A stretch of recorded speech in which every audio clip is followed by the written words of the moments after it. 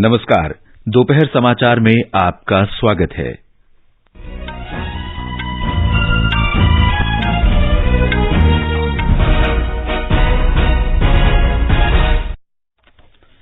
मुख्य समाचार। कांग्रेस ने लोकसभा में एनडीए सरकार के खिलाफ अविश्वास प्रस्ताव पेश किया। अध्यक्ष ने प्रस्ताव स्वीकारा। प्रधानमंत्री नरेंद्र मोदी आज नई दिल्ली के प्रगति मैदान में अंतर्राष्ट्रीय प्रदर्शनी सह सम्मेलन केंद्र परिसर राष्ट्र को समर्पित करेंगे। राष्ट्र आज कारगिल विजय दिवस मना रहा है। रक्षा मंत्री राजनाथ सिंह ने कहा, सरकार देश का सम्मान और गरिमा को बनाए रखने के लिए किसी भी हद तक जाएगी। G20 के पर्यावरण और जलवायु स्थिरता कार्य समूह तथा पर्यावरण और जलवायु मंत्रियों की चौथी बैठक आज चेन्नई में शुरू। और बैडमिंटन में लक्ष्य सेन जापान ओपन के प्री क्वार्टर फाइनल में पहुंचे। सात्विक साईराज, रंकी रेड्डी और चिराग शेट्टी भी दूसरे दौर में पहुंचे।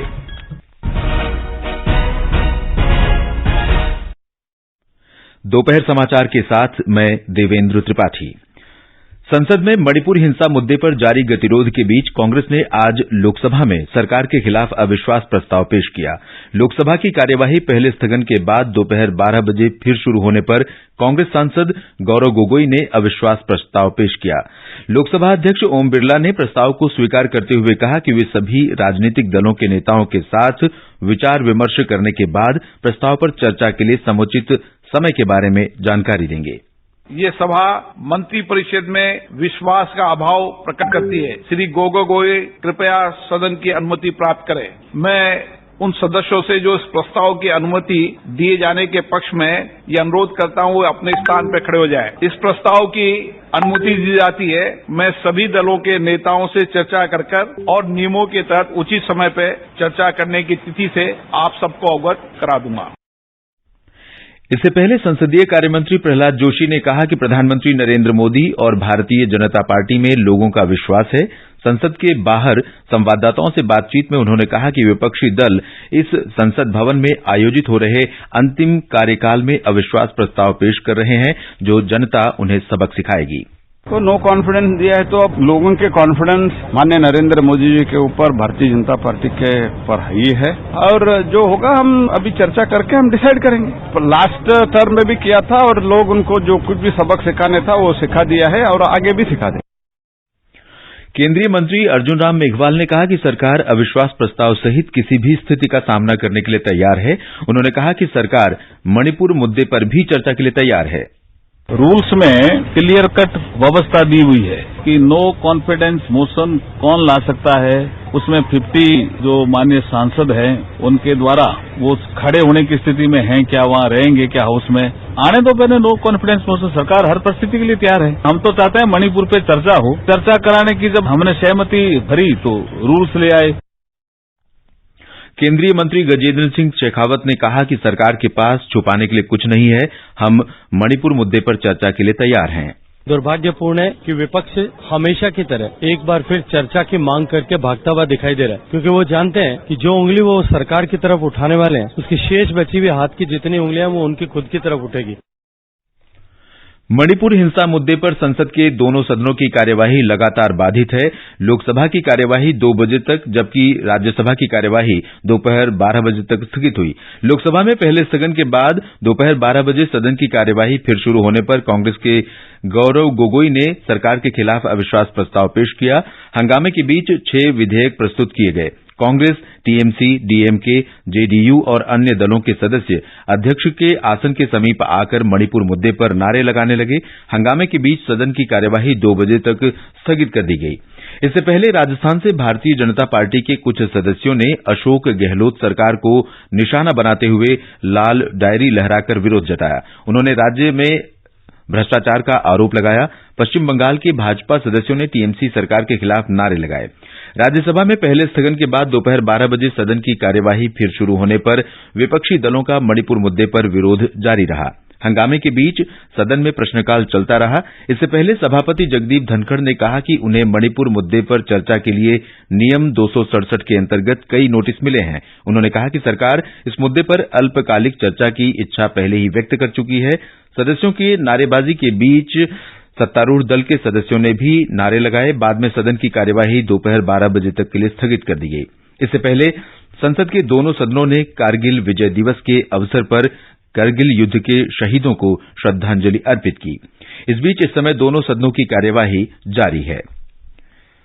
ये समाचार हमारी वेबसाइट newsonair.com/hindi और हमारे mobile app news on AIR पर भी उपलब्ध हैं। दोपहर समाचार में आपका फिर स्वागत है। प्रधानमंत्री नरेंद्र मोदी आज नई दिल्ली के प्रगति मैदान में अंतर्राष्ट्रीय प्रदर्शनी सम्मेलन केंद्र परिसर IECC राष्ट्र को समर्पित करेंगे। इससे पहले प्रधानमंत्री ने परिसर में पूजा अर्चना की और सम्मेलन केंद्र के निर्माण में लगे श्रमजीवियों का अभिनंदन किया। ये परिसर देश में अंतर्राष्ट्रीय बैठकों, सम्मेलनों और प्रदर्शनियों की मेजबानी के लिए विश्वस्तरीय बुनियादी ढांचा के प्रधानमंत्री के दृष्टिकोण पर आधारित है। इस परियोजना को लगभग 2,700 करोड़ रुपए की लागत से लगभग 123 एकड़ में विकसित किया गया है। हमारे संवाददाता ने बताया है कि इस परिसर में बहुउद्देशीय हॉल और प्लेनरी हॉल की संयुक्त क्षमता 7,000 लोगों की है, जो ऑस्ट्रेलिया के सिडनी ओपेरा हाउस से अधिक है। इसके शानदार एम्फी थिएटर में 3,000 लोगों के बैठने की व्यवस्था है। यह केंद्र बड़े पैमाने पर अंतर्राष्ट्रीय प्रदर्शनियों और सम्मेलनों की मेजबानी करेगा। शंख के आकार में विकसित यह भवन भारत की पारंपरिक कला, संस्कृति और वास्तुशिल्प का उत्कृष्ट उदाहरण है। यह नवनिर्मित परिसर भारत वैश्विक व्यापारिक केंद्र के रूप में बढ़ावा देने के साथ साथ आर्थिक विकास और रोजगार के अवसर भी सृजित करेगा। परिसर में कुल 7 प्रदर्शनी हॉल हैं और यह छोटे और मध्यम उद्यमों को राष्ट्रीय और अंतर्राष्ट्रीय मंच पर अपने उत्पादों और सेवाओं को प्रदर्शित करने के लिए एक मंच प्रदान करेगा। दीपेंद्र कुमार, आकाशवाणी समाचार, दिल्ली।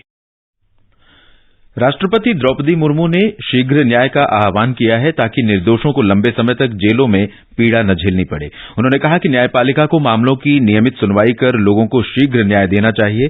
ओडिशा के कटक में ओडिशा उच्च न्यायालय के प्लेटिनम जुबली समारोह कार्यक्रम को संबोधित करते हुए राष्ट्रपति ने कहा कि ऐसे कई उदाहरण हैं जहां आरोपी न्यायपालिका द्वारा दी गई सजा से अधिक समय तक जेलों में बिताते हैं और इस पर गंभीरता से विचार किया जाना चाहिए। उन्होंने आशा व्यक्त की कि तकनीकी प्रगति द्वारा ओडिशा उच्च न्यायालय शीघ्र न्याय प्रदान कर देश में एक मिसाल कायम करेगा। Any institution which does not change with time lags behind. I am told that the High Court of Odisha has endeavored to incorporate the technological advancement in the justice delivery system. I appreciate the initiatives of the High Court to streamline and accelerate justice delivery system through several modern, innovative and technology-driven changes. G20 के अंतर्गत पर्यावरण और जलवायु सततता कार्य समूह तथा पर्यावरण और जलवायु मंचों की चौथी बैठक आज चेन्नई में शुरू हुई। 3 दिन की बैठक में G20 सदस्य देशों, आमंत्रित देशों और कई अंतर्राष्ट्रीय संगठनों के करीब 300 प्रतिनिधि हिस्सा ले रहे हैं तथा परिणाम और अध्यक्षता दस्तावेज को अंतिम रूप देने पर विचार कर रहे हैं। इस बैठक में 3 प्रमुख क्षेत्रों भूमि सुधार, चक्रीय अर्थव्यवस्था और नीली अर्थव्यवस्था पर मुख्य रूप से विचार विमर्श होगा। बैठक के पहले दिन आज 2 समानांतर सत्र होंगे। इन सत्रों में पर्यावरण और जलवायु से संबंधित विभिन्न पहलुओं पर चर्चा होगी।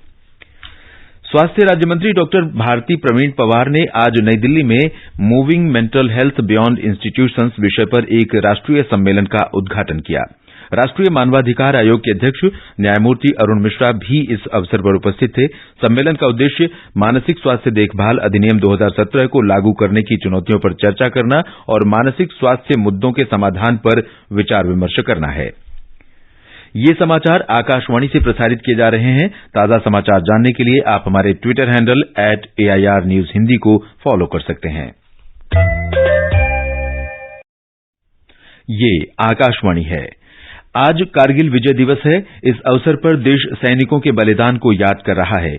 आज ही के दिन सेना ने 1999 में 60 दिनों के युद्ध के बाद करगिल में पाकिस्तानी सेना पर विजय हासिल की थी। इस अवसर पर मुख्य कार्यक्रम द्रास में करगिल युद्ध स्मारक पर आयोजित किया गया। रक्षा मंत्री राजनाथ सिंह, प्रमुख रक्षा अध्यक्ष जनरल अनिल चौहान, तीनों सेनाओं के प्रमुख, सेना के शीर्ष कमांडर और लद्दाख के उपराज्यपाल ब्रिगेडियर सेवानिवृत्त BD मिश्रा ने द्रास में कारगिल विजय दिवस कार्यक्रम में हिस्सा लिया। उन्होंने कारगिल युद्ध के दौरान देश के लिए बलिदान देने वाले भारतीय सैनिकों को श्रद्धांजलि अर्पित की। इस अवसर पर रक्षा मंत्री राजनाथ सिंह ने कहा कि सरकार देश का मान सम्मान बनाए रखने के लिए किसी भी सीमा तक जाने के लिए तैयार है।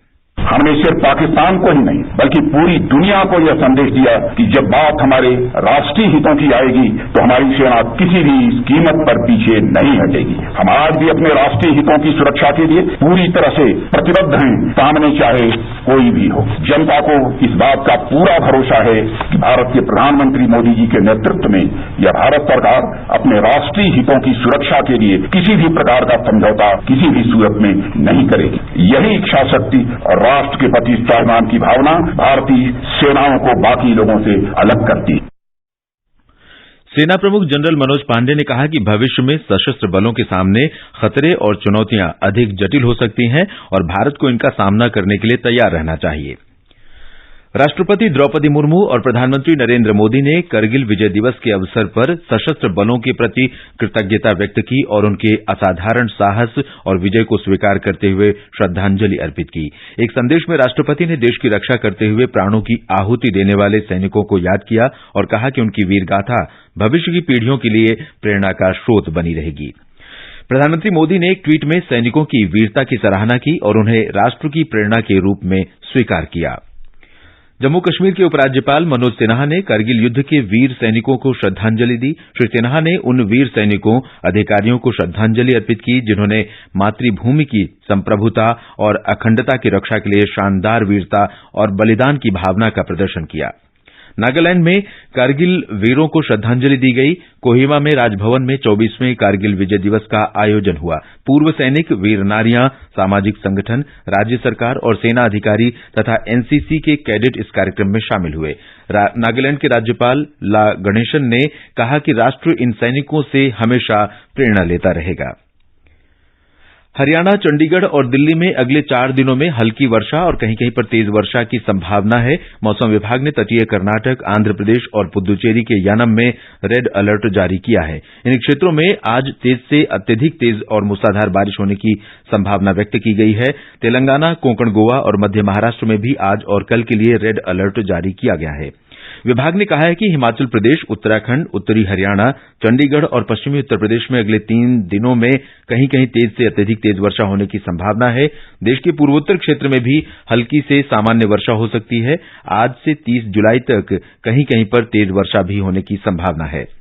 उधर तेलंगाना के कई जिलों में लगातार बारिश से सामान्य जनजीवन प्रभावित हुआ है। कई निचले इलाकों में पानी भर गया है, जबकि तालाबों और नदियों में उफान के कारण कई स्थानों पर सड़क यातायात बंद कर दिया गया है। जलग्रहण क्षेत्रों में तेज बारिश के बाद गोदावरी और कृष्णा नदियां उफान पर हैं। गोदावरी, कृष्णा और अन्य नदियों पर स्थित जलाशयों और परियोजनाओं में पानी का स्तर लगातार बढ़ रहा है। राज्य सरकार ने लगातार बारिश और रेड अलर्ट के कारण राज्य के सभी स्कूलों में छुट्टी की घोषणा की है। कई संस्थानों में इन दिनों के लिए निर्धारित परीक्षाएं भी स्थगित कर दी गई हैं। उधर केरल में मध्य और उत्तरी जिलों सहित कई हिस्सों में बारिश जारी है। कोझिकोड में वडकारा और कोयलांडी तालुकों में 39 घर आंशिक रूप से क्षतिग्रस्त हुए हैं, जबकि 89 लोगों को राहत शिविरों में पहुंचाया गया है। मलप्पुरम जिले में चलियार नदी और उसकी 5 सहायक नदियों में जलस्तर बढ़ रहा है। मौसम विभाग ने आज तिरुवनंतपुरम, कोल्लम, पत्थनमथिट्टा, अलपुझा और कोट्टायम को छोड़कर राज्य के 9 जिलों के लिए येलो अलर्ट जारी किया है। भारत के लक्ष्य सेन टोक्यो में जापान ओपन बैडमिंटन टूर्नामेंट के प्री क्वार्टर फाइनल में पहुंच गए हैं। उन्होंने दूसरे दौर में अपने ही देश के प्रियांशु राजावत को 21-15, 12-21 और 24-22 से हराया, लेकिन मिथुन मंजुनाथ चीन के वेंग हांगयांग से 21-13, 24-22 और 21-18 से हारकर टूर्नामेंट से बाहर हो गए हैं। इस बीच पुरुष डबल्स में सात्विक साईराज रंकीरेड्डी और चिराग शेट्टी की भारतीय जोड़ी भी प्री क्वार्टर फाइनल में पहुंच गई है। इस जोड़ी ने इंडोनेशिया की लिया रोली कर्नांडो और डेनियल मार्टिन की जोड़ी को 21-16, 11-21, 21-13 से हराया। अंत में मुख्य समाचार एक बार फिर। कांग्रेस ने लोकसभा में एनडीए सरकार के खिलाफ अविश्वास प्रस्ताव पेश किया। अध्यक्ष ने प्रस्ताव स्वीकारा। प्रधानमंत्री नरेंद्र मोदी आज नई दिल्ली के प्रगति मैदान में अंतर्राष्ट्रीय प्रदर्शनी सम्मेलन केंद्र परिसर राष्ट्र को समर्पित करेंगे। राष्ट्र आज कारगिल विजय दिवस मना रहा है। रक्षा मंत्री राजनाथ सिंह ने कहा, सरकार देश के सम्मान और गरिमा को बनाए रखने के लिए किसी भी हद तक जाएगी। पर्यावरण और जलवायु स्थिरता कार्य समूह तथा पर्यावरण और जलवायु मंत्रियों की 4थी बैठक आज चेन्नई में शुरू। और बैडमिंटन में लक्ष्य सेन जापान ओपन की प्री क्वार्टर फाइनल में पहुंचे। सात्विक साईराज रंकीरेड्डी और चिराग शेट्टी भी दूसरे दौर में पहुंचे। इसके साथ ही दोपहर समाचार का ये अंक समाप्त हुआ। नमस्कार।